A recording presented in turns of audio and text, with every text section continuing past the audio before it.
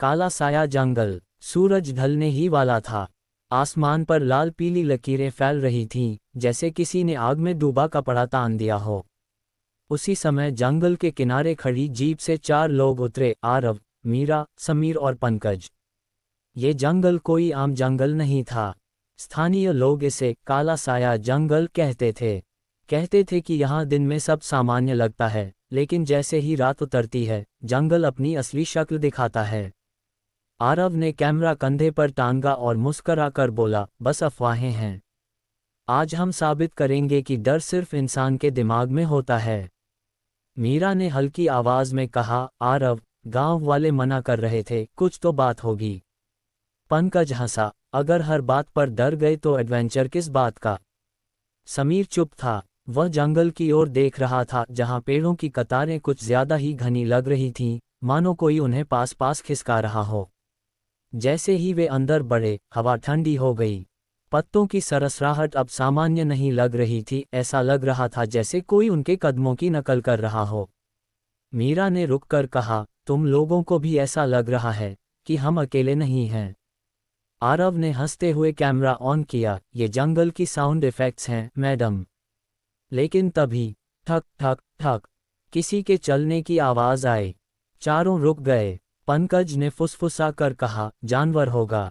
आवाज फिर आई, इस बार उनके ठीक पीछे से। समीर ने धीरे से कहा, जानवर इंसानों की तरह कदम नहीं रखते। चारों ने एक दूसरे की तरफ देखा। पहली बार मजाक गायब था। कुछ दूर चलने पर उन्हें पत्थरों से बना एक टूटा फूटा मंदिर दिखा। दीवारों पर अजीब निशान खुदे थे, ऐसे चिन्ह जो किसी भाषा में नहीं थे। मीरा ने दीवार को छुआ। ये निशान बहुत पुराने हैं। तभी हवा तेज हो गई। मंदिर के अंदर से किसी के फुसफुसाने की आवाज आई, वापस जाओ। आरव ने कैमरा मंदिर की ओर घुमाया। स्क्रीन पर कुछ नहीं था, लेकिन कैमरे के स्पीकर से आवाज साफ सुनाई दे रही थी। पंकज की हंसी अब कांप रही थी। आरव, कैमरा बंद कर। लेकिन तभी मंदिर का दरवाजा अपने आप धड़ाम से बंद हो गया। अचानक अंधेरा छा गया। जब टॉर्च जली तो समीर वहां नहीं था। मीरा घबरा कर चिल्लाई, समीर। कोई जवाब नहीं। जमीन पर सिर्फ उसके जूतों के निशान थे, जो कुछ कदम बाद गायब हो जाते थे। आरव ने कहा, हम तीनों साथ रहेंगे, कोई अलग नहीं होगा। लेकिन जंगल जैसे सुन रहा था। आगे बढ़ते हुए उन्हें महसूस हुआ कि पेड़ देख रहे हैं। छाल पर उभरे गोल गोल निशान, बिल्कुल आंखों जैसे। मीरा रो पड़ी, ये जंगल जिंदा है।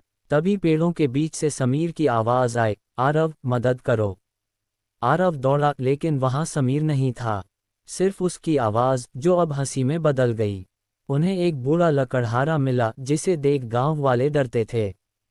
उसने कहा, ये जंगल लोगों के डर से जीता है। जो डरता है, जंगल उसकी शक्ल पहन लेता है। मीरा कांपती आवाज में बोली, तो समीर। बूढ़ा बोला, जंगल अब उसकी आवाज जानता है। रात गहरी हो चुकी थी। पंकज अचानक रुक गया। तुम दोनों जाओ, मैं यहीं रुकता हूँ। आरव ने उसका हाथ पकड़ा, लेकिन हाथ ठंडा था। पंकज की आंखें खाली थीं। अगले ही पल वह पेड़ों के बीच गायब हो गया। अब सिर्फ आरव और मीरा बचे थे। किसी तरह वे जंगल से बाहर निकले। सूरज निकल चुका था। सब सामान्य लग रहा था। मीरा ने राहत की सांस ली।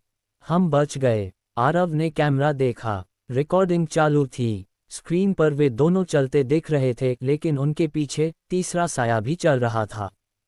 कैमरे से धीमी आवाज आई, जंगल से कोई खाली हाथ नहीं लौटता। आरव ने कैमरा गिरा दिया।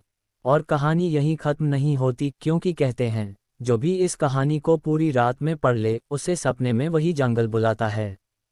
सदाबहार वृक्ष।